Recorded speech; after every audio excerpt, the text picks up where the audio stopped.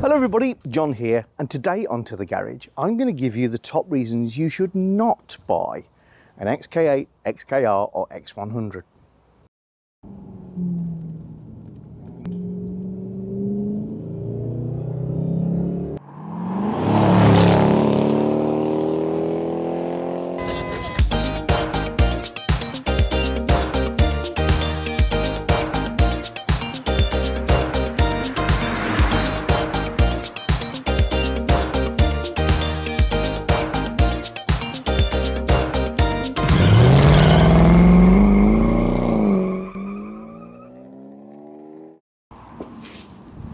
For regulars of the channel, please don't panic. I have not fallen out of love with Purdy, my X100 XK8. I still think this is one of the best cars ever built. What I did want to do though is share with you the reasons you should not buy one.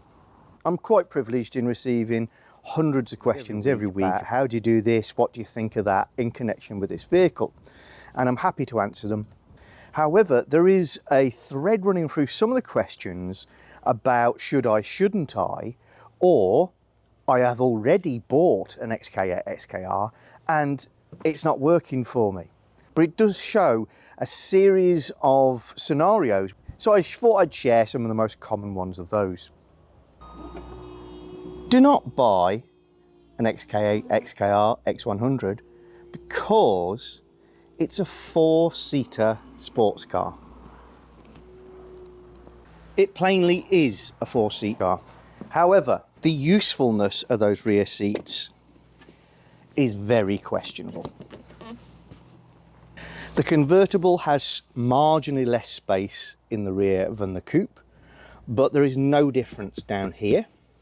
The difference in the convertible is the backrest is slightly more upright. It's not a significant difference, but it is a difference.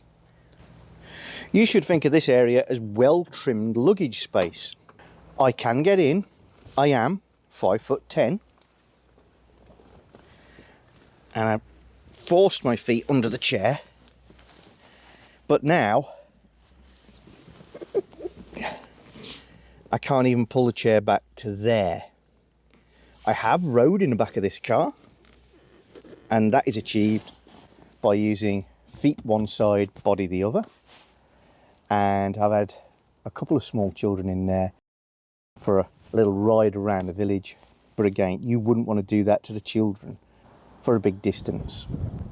Tiny children obviously would fit, but if they're tiny children, they're going to need child seats. Child seats can be put back here, but your access is very poor. The headline is very low on a convertible and on a coupe, so access to the rear to do anything to adjust those seats is incredibly bad.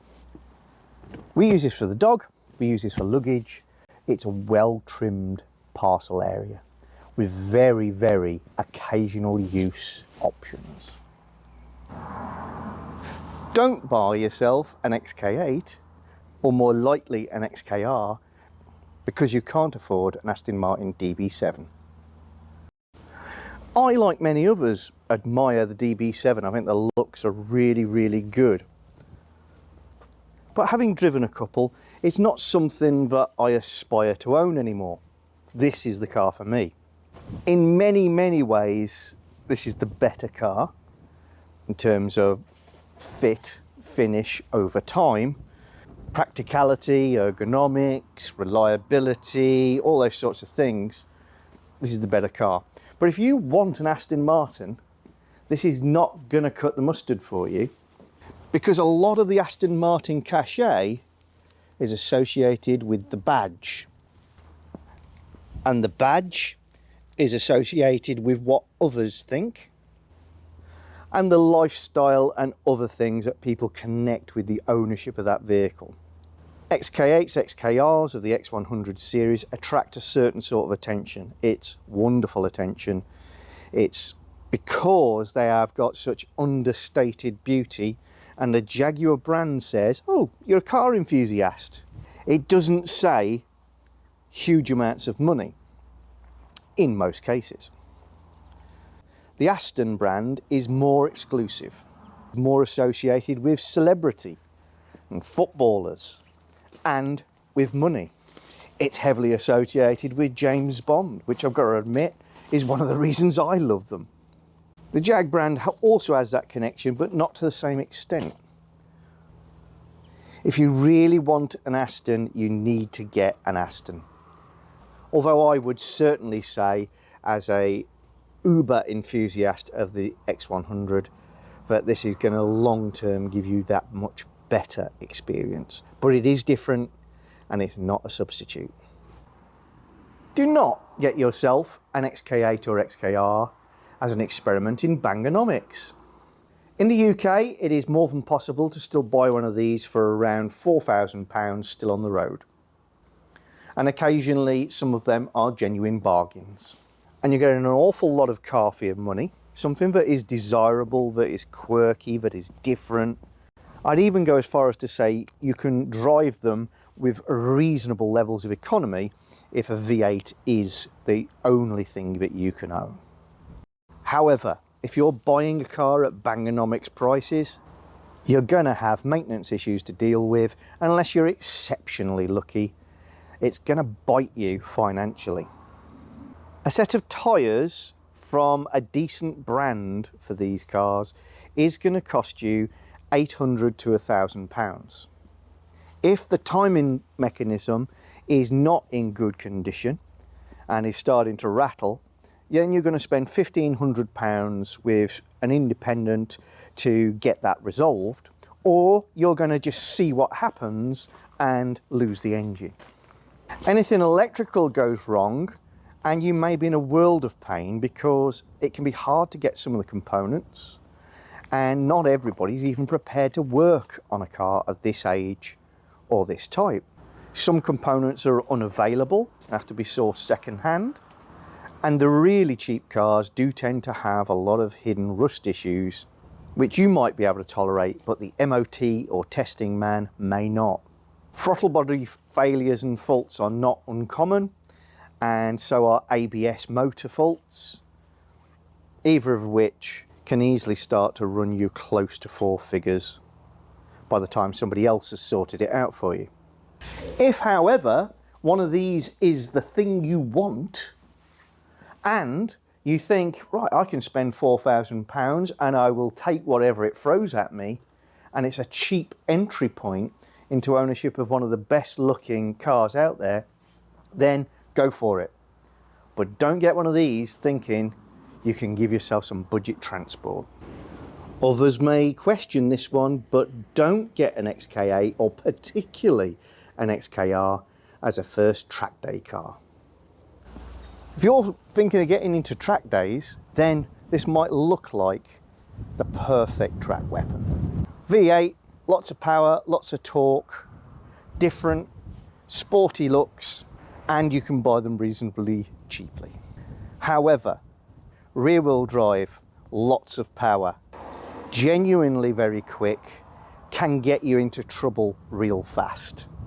So the reality of taking one of these on the track that's not fully sorted is, it will accelerate like a scolded cat.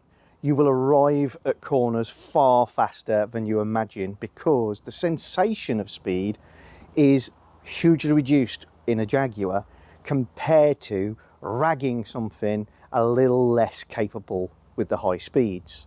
Get yourself an MX-5, you'll know you're going fast and you'll feel like you're going fast.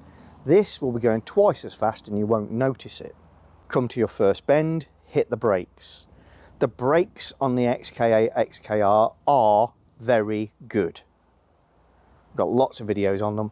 The brake feel on them is very unusual in that it's long travel. It does catch people out so that they're not braking hard enough or quick enough, or they overcompensate and lock them up. Once you start pushing on and regularly using the brakes, you're going to wear out pads and you're going to replace discs, and particularly if you've got an XKR, then you're running into some expense. The level of grip is actually very, very high, but when pushed you will wear out the £1,000 a set tyres really quickly. The suspension is wonderfully compliant, smooth and comfortable, and capable of producing great handling, But if you really get into your track days, you're going to quickly want more feedback, more feel. You'll end up lowering the car, stiffening the springs, putting in better dampers, replacing all the bushes with poly bushes. And the bill will really start racking up. And you'll end up with something that is less of a Jag. Now, if you want to compete in Jaguar series racing, or you really want a Jaguar track day car, then go for it. I know I would. But as a first track day car, there are far cheaper, easier ways to do it. Also, in terms of learning track craft, although we have the J-Gate box, which can be used to great effect by many Jaguar racers, to learn how to drive well on a track, you'd be far better off getting a manual car. And whilst manual XK8s and XKRs do exist, they are all conversions, they're not common, some of them are not very good. Get yourself a car with a manual box if you want to learn track days. I have this car, I love this car, I want to do track days. That's different. Don't get one of these if you want to make money. They're currently quite reasonable to buy, and their values have certainly started to rise. But you would have to own one of these and hang on to it in great condition for a very long time in order to generate money. And in that time, if you're actually using and enjoying the car, then you're going to be servicing it and maintaining it and replacing parts. And the cost of that will start to outweigh any benefit you get. I genuinely believe that this will become quite a valuable car, but I'm talking about 15 years from now, and would certainly never consider buying one as a car to flip. And as a straight investment, it really doesn't make sense unless you're going to park it up in a little vacuum sealed bubble and never enjoy it. So buy them because you want one, don't buy them to make money. If you're lucky, you will make some money, but it's not a good plan. The last one, and possibly my most important one, is if you're a handy mechanic, great. If you can twirl the odd spanner. If you've got no skills connected with car mechanics, bit of servicing for yourself, bit of maintenance, and you don't want to gain any, and you don't have a friend who's useful in that regard, or you don't have a Jaguar independent garage close to you, but you've checked out and can trust, I would say don't go for one of these. It's the type of car that is always going to have the odd little niggle that needs addressing. A lot of it is very easy to resolve, as demonstrated in so many of my videos and the secrets of the XK8. So if you're prepared to twirl a screwdriver now and again, yeah. If you want to learn how this thing works and pick up a few skills along the way, brilliant. If you enjoy tinkering with a car, brilliant. If you just want to buy a car as transport and don't want to have to work on it, talk with independents, source the odd part, it's probably just too far the wrong side of exotic to do that with. They are no longer common cars on the road, even in the UK. Even some Jaguar dealers struggle to find people with the skill set or the memory to do certain tasks. So don't buy it if you've got no interest in maintaining it, or learning how to maintain it, or working with somebody else to maintain it. For that, you'd want a late 2000s Honda Civic. Pretty much the most reliable car on UK roads, and the vehicle you're most likely to be able to just turn the key in and drive every day. But I, like so many of you, am prepared to trade a little economy, a little practicality, a little reliability for soul, passion and beauty. This has got to be one of the most beautiful cars ever produced. And I know many of you will disagree with the reasons I've given for not buying one of these. In fact, you may have bought it because of them. Either way, I'd love to hear your comments on what you think of my reasons, or what you've decided are the reasons that I'm wrong. Either way, I am completely enamoured with the X100 and I know I've made the right choice. Did I mention it's also the best sounding of all cars?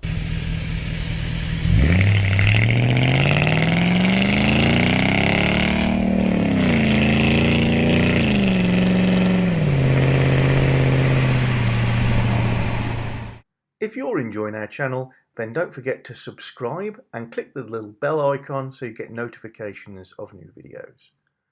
And please give us a thumbs up or thumbs down, and you can share the videos. And below the video is always the area where you can comment and get involved with the chat.